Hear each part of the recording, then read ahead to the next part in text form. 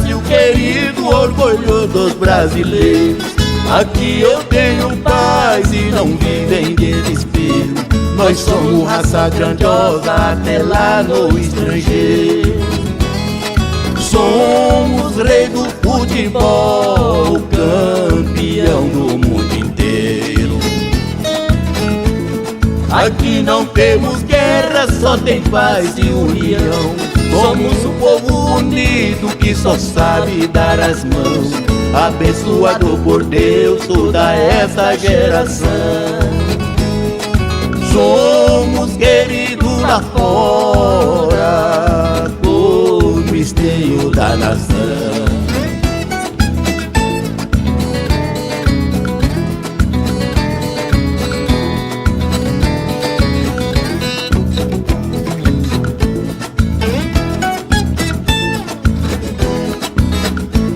Eu não preciso sair da minha terra querida.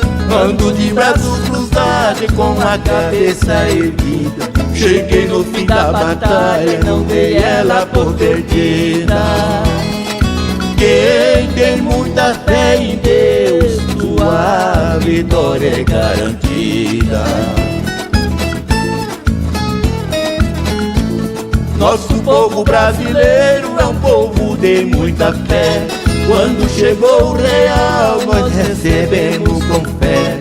Ela é moeda forte, não é uma qualquer. Já levantou o Brasil e deixou ele de pé.